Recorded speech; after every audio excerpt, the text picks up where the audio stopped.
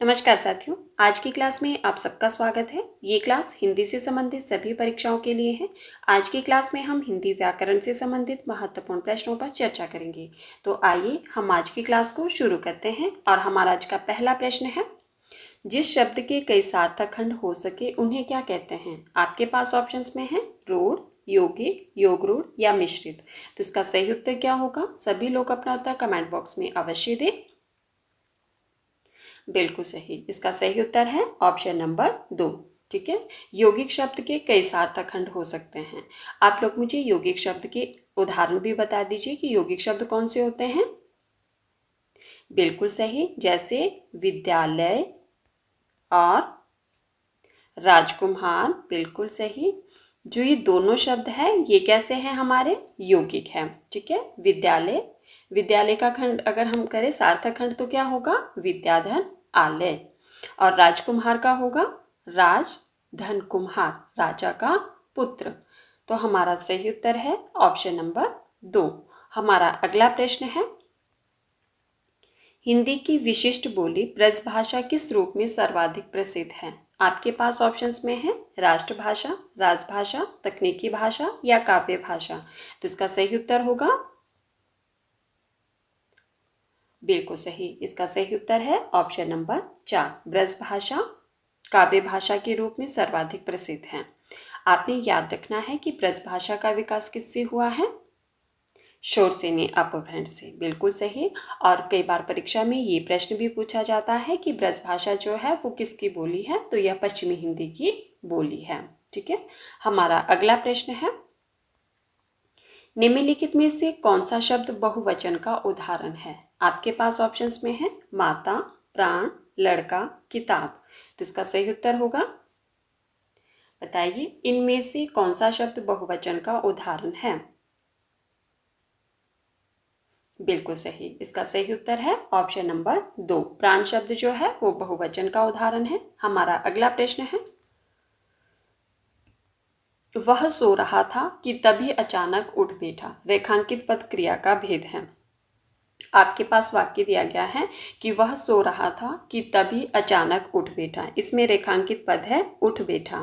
तो बताइए यह क्रिया का कौन सा भेद है? आपके पास ऑप्शंस में है प्रेरणार्थक क्रिया, सहायक क्रिया, संयुक्त क्रिया या मुख्य क्रिया। तो इसका सही उत्तर होगा बिल्कुल सही, इसका सही उत्तर है ऑप्शन नंबर 3। यह संयुक्त क्रिया का भेद है, उठ बैठा। हमारा अगला प्रश्न है, रमेश की पुस्तक पुरानी है। इस वाक्य में पुस्तक शब्द है। आपके पास ऑप्शंस में है विशेष्य, विशेषण, क्रिया विशेषण या सर्वनाम। तो इसका सही उत्तर होगा, आपके पास वाक्य दिया गया है कि रमेश की पुस्तक पुरानी है। आपको बताना है कि इस वाक्य में जो पुस्तक शब्द है वह इनमें से क्या है? विशेष्य है, विशेषण है, क्रिया विशेषण है या सर्वनाम है? बिल्कुल सही, इसका सही उत्तर है ऑप्शन नंबर 1। पुस्तक क्या है? विशेष्य है। हमारा अगला प्रश्न है, अ धन ए स्वर संधि के किस भेद को व्यक्त करता है? प्रश्न को ध्यान से देखिए, उसके बाद ही अपना उत्तर दीजिए। ऑप्शंस में है आपके पास दीर्घ संधि, गुण संधि, वृद्धि संधि या यण संधि। तो इसका सही उत्तर होगा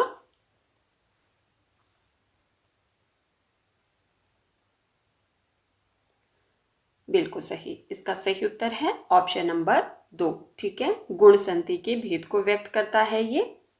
अधन ए क्या होता है? ए।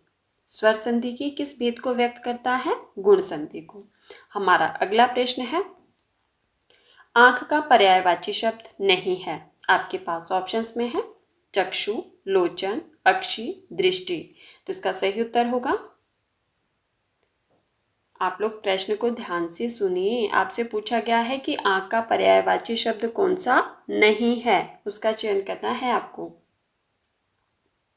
बिल्कुल सही, इसका सही उत्तर है ऑप्शन नंबर 4। दृष्टि जो है वो आंख का पर्यायवाची नहीं है, बाकी ये तीनों आंख के पर्यायवाची हैं। हमारा अगला प्रश्न है,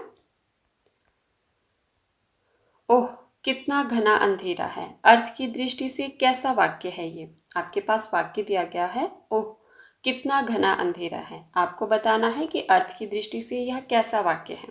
आपके पास ऑप्शंस में है संदेहवाचक, विस्मयादिबोधक, इच्छावाचक या प्रश्नवाचक। तो इसका सही उत्तर होगा बिल्कुल सही। इसका सही उत्तर है ऑप्शन नंबर 2, यह विस्मयादिबोधक है। ठीक है, कैसा वाक्य है? विस्मयादिबोधक। हमारा अगला प्रश्न है, घुड़सवार किस समास का उदाहरण है? आपके पास ऑप्शंस में है कर्मधारय समास, तत्पुरुष समास, अव्ययीभाव समास या बहुब्रीहि समास। तो इसका सही उत्तर होगा घुड़सवार किस समास का उदाहरण है?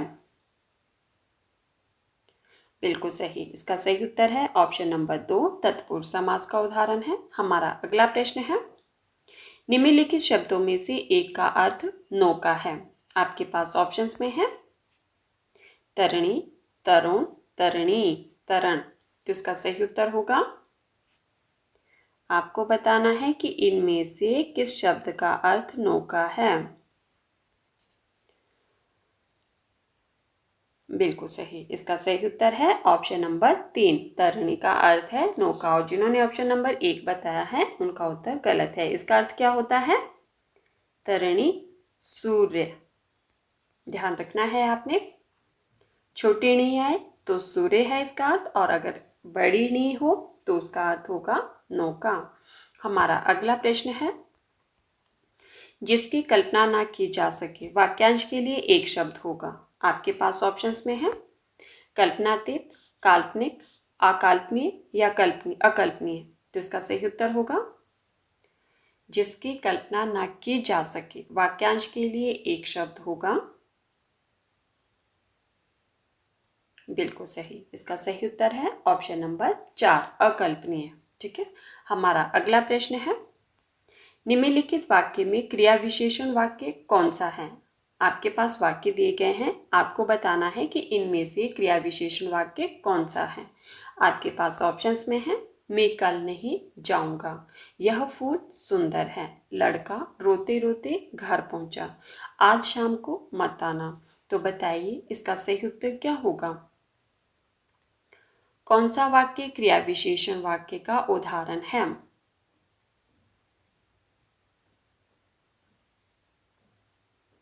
बिल्कुल सही। इसका सही उत्तर है ऑप्शन नंबर 3, लड़का रोते रोते घर पहुंचा। ठीक है, क्रिया विशेषण वाक्य है ये। हमारा अगला प्रश्न है, अपनी अपनी डफली अपना अपना राग लोकोक्ति का अर्थ है। आपके पास ऑप्शंस में है अपने काम से काम, सभी अपनी अपनी व्यथा से पीड़ित है, निरंतर अपने कार्य में लगे रहना या मनमाने करना। तो इसका सही उत्तर होगा, ये लोकोक्ति है अपनी अपनी डफली अपना अपना राग। इसका अर्थ बताना है आपको। बिल्कुल सही। इसका सही अर्थ है मनमाने करना। तो हमारा सही उत्तर है ऑप्शन नंबर 4। हमारा अगला प्रश्न है, शुद्ध वर्तनी का चयन कीजिए। आपके पास शब्द दिए गए हैं, आप लोग ध्यान से देखिए कि इनमें से शुद्ध वर्तनी वाला शब्द कौन सा है। युधिष्ठिर शब्द कैसे लिखा जाता है? बिल्कुल सही। इसका सही उत्तर है ऑप्शन नंबर 2, युधिष्ठिर इस तरह से लिखा जाता है। ठीक है, आपने याद रखना है। हमारा अगला प्रश्न है, साथियों अगर आपको क्लास पसंद आए तो प्लीज़ वीडियो को लाइक कर देना और वीडियो को हाइप भी कर देना।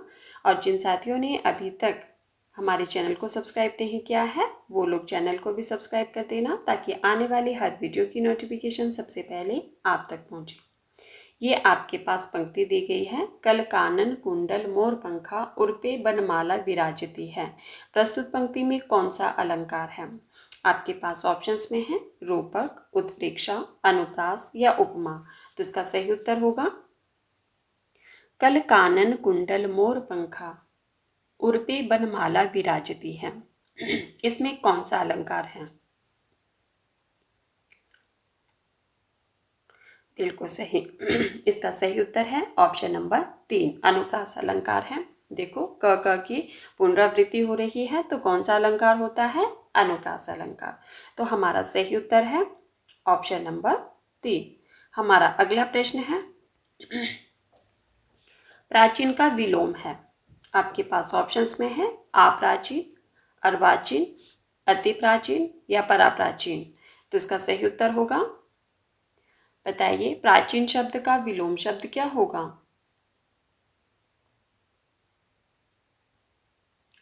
बिल्कुल सही, इसका सही उत्तर है ऑप्शन नंबर 2। प्राचीन शब्द का विलोम होगा अर्वाचीन। ठीक है, हमारा सही उत्तर है ऑप्शन नंबर 2। हमारा अगला प्रश्न है, निम्न में से कौन सा वाक्य शुद्ध लिखा गया है? आपके पास वाक्य दिए गए हैं, आप लोग ध्यान से देखिए। आपको बताना है कि इनमें से कौन सा वाक्य शुद्ध लिखा गया है।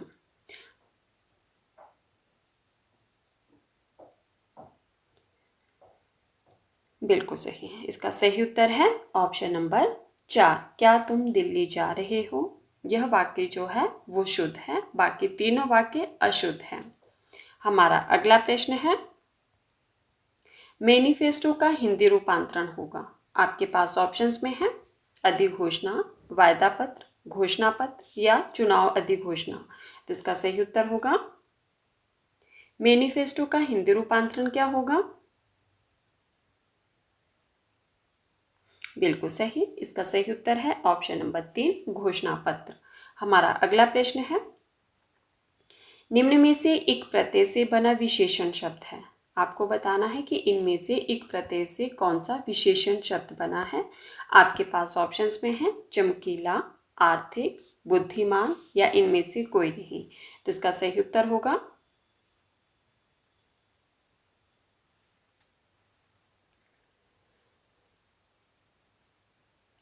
बिल्कुल सही, इसका सही उत्तर है ऑप्शन नंबर 2। आर्थिक शब्द जो है वो एक प्रत्यय से बना है। हमारा अगला प्रश्न है, दी गई जोड़ियों में से कौन सी जोड़ी सही संज्ञा व उससे बनने वाले विशेषण शब्द की है? प्रश्न को थोड़ा छोटा कर देती हूँ। प्रश्न दिया गया है आपके पास कि दी गई जोड़ियों में से कौन सी जोड़ी सही संज्ञा व उससे बनने वाले विशेषण शब्द की है। आपके पास ऑप्शंस में है प्रेम प्यार, सुख दुख, पक्ष पाक्षिक, स्वर्ण सोना। तो इसका सही उत्तर होगा, कौन सी जोड़ी सही संज्ञा व उससे बनने वाले विशेषण शब्द की है? बिल्कुल सही, इसका सही उत्तर है ऑप्शन नंबर 3। पक्ष का होगा आपका पाक्षिक। तो यह हमारा जो उत्तर है वह सही है। ठीक है, प्रेम प्यार क्या है? ये तो पर्यायवाची है। सुख दुख विपरीतार्थक है। स्वर्ण सोना ये भी पर्यायवाची है। पक्ष पाक्षिक क्या है? संज्ञा से बना विशेषण शब्द। ठीक है, तो हमारा सही उत्तर क्या है? Option number 3।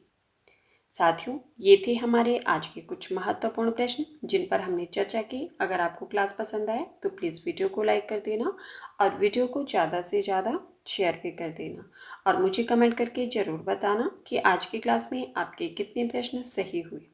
ठीक है, धन्यवाद, मिलते हैं अगली क्लास में।